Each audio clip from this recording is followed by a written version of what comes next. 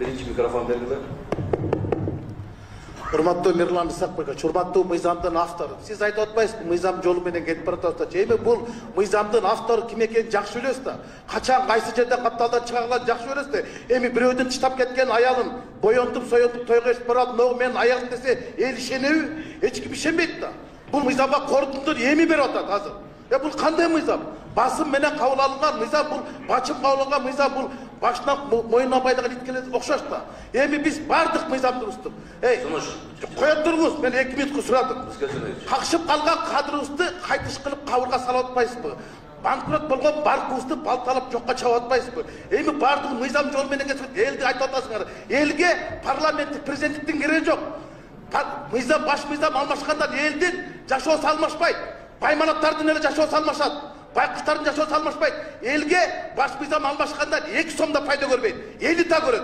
Мына ушул жолго алып баратпайсыңарбы? Эми айтып атасыңар, бул заказной деп. Венециялык комиссия заказной бул. Венециялык комиссия азыркы 6-чы чакырылышта айтты. Силердин мөөнөтүңөр да жок, дөөлөтүңөр да жок. Силер никтосуңар деди. Анда биз эмнечи Венециялык комиссиянын корпусун эске албайбыз? Эми ушунчалык эле шашабызбы? Биз бир эле жапырак сөздү укпайбызбы? Же экинчи жапыракта сөздү көрөбүзбү? Эми бул мыйзамды мына азыр күндө окуп, эртең 2 окууда, 3 окууда өткөрүп туруп, анан 10 күн жана 30 күндүк немен тактап туруп анан кылыңыз. Бул элдин талабы эмес да. Элге бунун эч кетинсен кереги жок. Элдин жашоосу өзгөрбөйт, баш мыйзам өзгөргөндөн. Байлардын гана жашоосу өзгөрөт. Байкуштар ошомойдон калат. Элин танын кереги жок.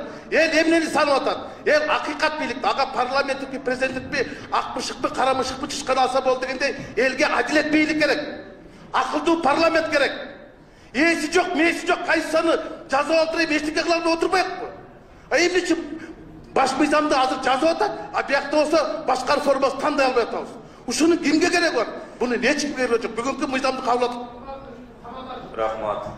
Урматтуу депутаттар, урматтуу